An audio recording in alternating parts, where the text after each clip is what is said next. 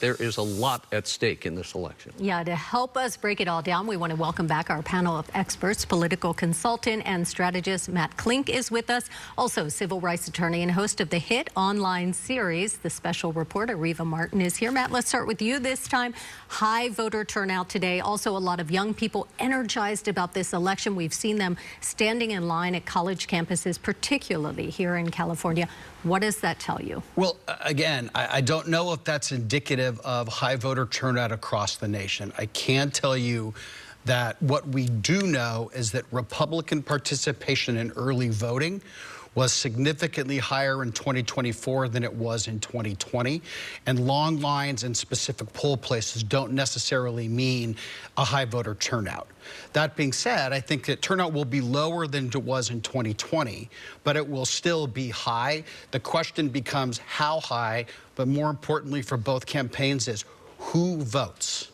And that's what this all boils down to. Specifically the young people, though, our college students getting the opportunity to vote for the first time. Do we know if that indicates one political preference, party preference? Well, it depends. So younger men are now moving more toward the Republican Party. But again, we don't know. Typically, young people don't vote in mass numbers, and they are very, very difficult to turn out. So again, yeah. This is why you play the game, where we are learning more and more about this as it goes on. Yeah. But I will tell you, for example, that, look, in CNN, an exit poll that came out in Georgia, Trump is up by 11 points on independent voters right now.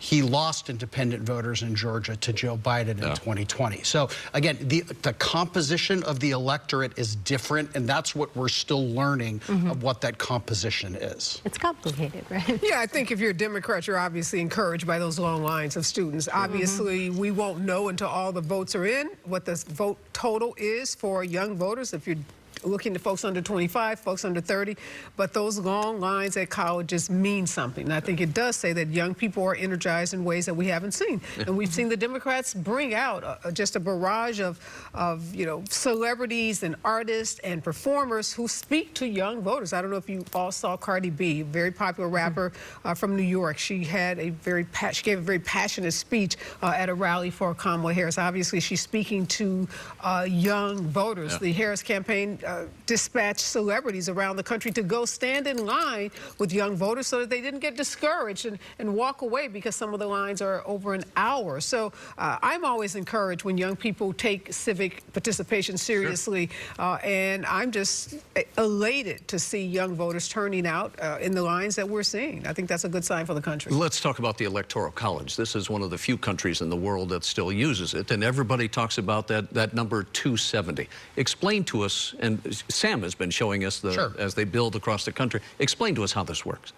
Well, again, we don't have a direct election for president of the United States. We elect electors in each state, and you need 237 electors, and there are 538 in the Electoral College. So the magic in the Electoral College, the magic number is 270, and the way that it works right now, I mean, literally, we're down. Only 7 states in this election matter. Yeah. And that gets frustrating for some people because typically, I don't know if that's going to be the case in 2024, but the Democrat in 2016 and in 2020 has won the popular vote. And then obviously in 2016, Hillary lost the Electoral College. Yeah.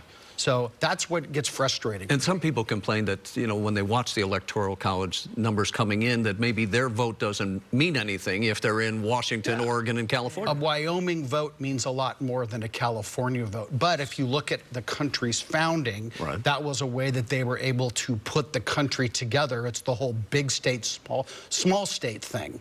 So, I mean, it literally goes back to the founding of the country. Well, not such a positive interpretation. It goes back to the founding of the country and the appeasing of slave owners, former slave owners, in a way to give them the same kind of power that larger states had. And many continue to this day. Experts and historians will tell you that the Electoral College is built on the racist past of this country. So a lot of folks want to do away with it, and we always see movements. There's a lot of talk about among the a lot of people. I think there are a lot of people. A lot lot of African Americans, I'll tell you. Okay, well, that's definitively. different. Well, no, it's not different. It's important. It's significant to say that there are a lot of people who want to do away with it, and there are people who feel like their vote doesn't matter because they may live in a state like California. And again, I was on this battleground state tour, and people said, look, I live in a red state or I live in a blue state, and they don't see the importance of their vote. And that's discouraging to voters when we want people to fully participate in our electoral process and to be civically engaged. But I think we should talk about some good news, and some good news for our U.S. Senate. Lisa Blunt Rochester has made history. She's the first African-American woman ever to be elected to the Senate in the state of Delaware. She's only the 4th black woman to now will be serving in the U.S. Senate. And there's a prediction that Angela Alsobrooks from the state of Maryland, I don't think it's been confirmed yet, but there are some who are predicting that she will win the Senate race in Maryland, and that would make her only the 5th black woman to serve in the U.S. Of course, not Senate. great news for the Republicans, but you're speaking it's great on the news behalf for of women. Democrats. Well, the Republicans are still going to take the majority in the Well, we'll Senate, see. so that's the good news for the Republicans. All right. Tonight's gonna Matt be a long Klink, one. Areva Martin, thank you so much for joining us. We appreciate it.